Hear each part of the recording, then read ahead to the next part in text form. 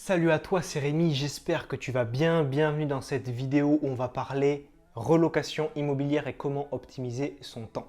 Donc là, tu le vois très bien, je ne suis pas chez moi dans mon appartement, mais je suis quand même chez moi entre guillemets parce que je suis dans mon premier investissement immobilier. Alors j'aime bien aujourd'hui à te dire que c'est chez moi, mais d'habitude c'est quand même chez mon locataire.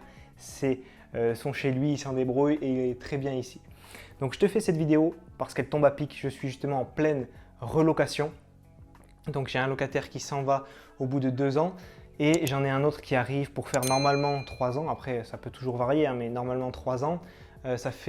Donc là, mon locataire vient de faire 2 ans, j'avais une locataire 1 an, donc ça fait déjà 3 ans que je l'ai, 0 vacances locatives. Et je vais t'expliquer dans cette vidéo comment je fais justement pour optimiser au mieux mon temps et cette relocation. Donc petit rappel des faits, cet appartement dont tu vois la pièce principale juste ici, cuisine là-bas, télé en face de moi, bureau vers là où est la caméra et puis hall là-bas avec la salle de bain. Je te mettrai peut-être des petits plans au cours de cette vidéo pour que tu te rendes un petit peu mieux compte de comment c'est fait. Cet appartement, c'est un appartement que j'ai acheté 30 000 €, il était affiché 35 000 €, 28 mètres carrés, c'est un studio. Les travaux plus le notaire, mon emprunt est monté à 37 000 € et derrière j'ai mis 2 000 € de meubles de ma poche. Donc que j'avais économisé avec mes bourses et mes APL quand j'étais étudiant tout simplement. Et puis aussi mes premières payes de stage. Alors en stage on était payé 800 € par mois. C'était déjà pas mal, j'avais pu économiser un petit peu. Et puis j'avais acheté tout ce que tu vois, la table basse, le lit coffre, le meuble, voilà ce meuble là, le canapé et un petit peu tout ce qu'il y a autour. Donc là c'est la sortie de mon locataire. Donc je vais t'expliquer vraiment comment j'ai fait pour essayer d'anticiper au mieux cette relocation. Ce qui s'est passé, c'est que je prends toujours des nouvelles de mon locataire, que ce soit lui, celle d'avant, celui d'après, peu importe. J'essaie de toujours prendre des nouvelles pour savoir comment ça va, ce qui se passe dans sa vie, est-ce que son IUT se passe bien parce qu'il faisait un IUT, où est-ce qu'il va aller l'an prochain, etc. Et en fait, là, quand je te tourne cette vidéo, on est en juin et je lui demande ça depuis à peu près début d'année parce que je savais qu'un IUT, ça durait 2 ans. Donc, je ne savais pas s'il allait faire une licence ici, s'il allait partir en école ou autre. Donc, je pose des questions tout simplement en amont. Et en mars, il a su où est-ce qu'il voulait aller. Il savait qu'il allait partir de la ville où il était. Et donc, j'ai pu déjà anticiper le fait qu'il allait falloir que je remonte, prévoir les week-ends, etc., comment j'allais m'organiser. Et déjà, l'anticipation, c'est vraiment un des facteurs clés de réussite de ta relocation. Après, je ne m'inquiétais pas trop non plus pour relouer le bien parce que c'est quand même un bon produit avec de bonnes prestations. J'ai mis de beaux meubles, on est au 2e étage, il y a un ascenseur. En face de moi, il y a une vue assez arborée, c'est sympa. Tu as un garage, tu as une cave, il fait 28 mètres carrés. Voilà, il est très très bien.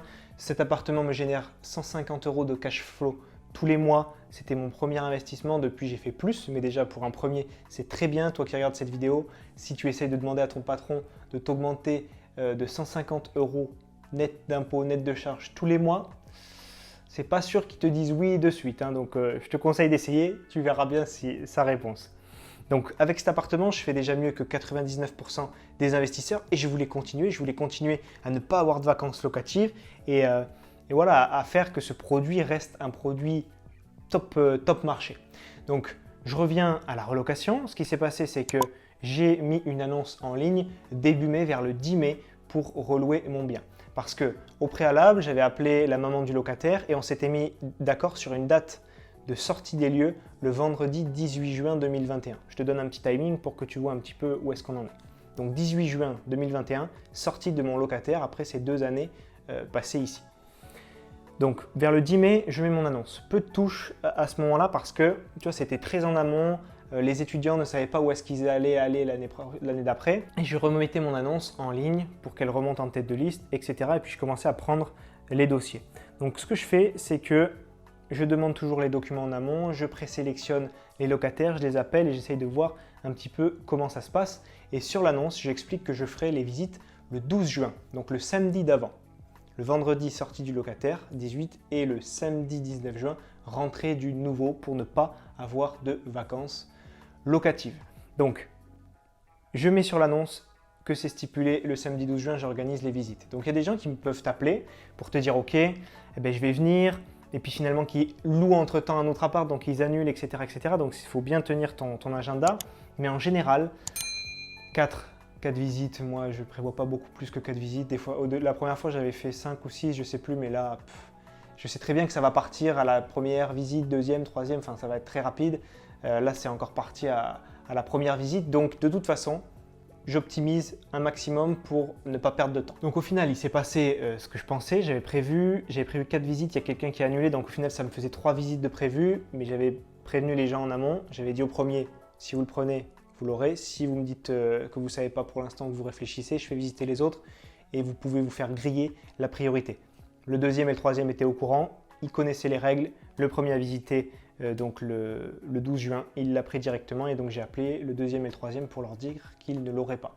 Donc niveau timing, ça m'a pris une demi-journée pour organiser ces visites. Allez, à la limite, on va dire une journée pour faire les visites, une journée pour faire la sortie du locataire, une journée pour relouer. Si on veut faire très très large pour te donner un petit timing, et il faut bien comprendre que ça c'est une fois à chaque sortie de locataire, donc une fois tous les ans, 2 ans, 3 ans.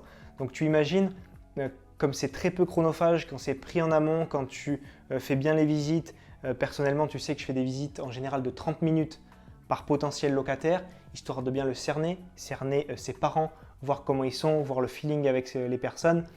Et en général je ne me trompe pas, encore une fois, là l'appartement est nickel, il est extrêmement propre, il est extrêmement clean. Mon locataire a cassé malencontreusement une assiette et un verre en 2 ans. Donc si tu veux, c'est vraiment rien, je les ai achetés d'ailleurs, ils sont là-bas dans la cuisine. Quand tu sélectionnes bien tes locataires, en général, tu n'as pas de surprise. Donc cette relocation, elle est très peu chronophage pour moi. J'ai vraiment bien organisé les choses, bien cadenassé cette relocation. Et si tu veux, je le gère moi-même parce que j'ai pas envie de rogner sur ma rentabilité vu le temps que ça me prend. Et allez, à la grosse, on va dire 3 jours de gestion pour un locataire, donc tous les ans, 2 ans, 3 ans en fonction, pour derrière prendre 1 800 € de cash flow par mois. Cet appartement, il a une plus-value latente d'environ 20 000 €.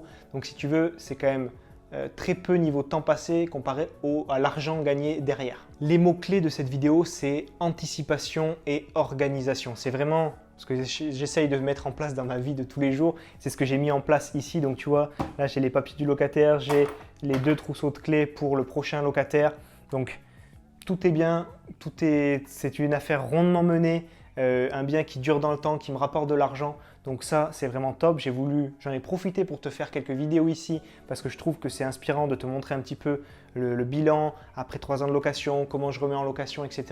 Donc j'espère que cette vidéo t'a plu. Si c'est le cas, pense à la liker. Si tu as des questions, n'hésite pas à me les mettre dans les commentaires de cette vidéo. Pense également à t'abonner à ma chaîne YouTube pour faire voir mon travail à de plus en plus d'investisseurs. Ça grandit, la communauté grandit grâce à vous chaque jour. Donc merci beaucoup. Et si tu veux te former gratuitement à l'immobilier, j'ai préparé 1 heure de formation vidéo. Tu la retrouves dans la description de la vidéo sur le petit carré qui va s'afficher juste en bas de ton écran. Donc je t'envoie par email des vidéos privées qui vont t'expliquer étape par étape comment réussir ton premier achat immobilier. On se voit tous les deux de l'autre côté dans ta formation privée. C'était Rémi, à très vite. Ciao, ciao!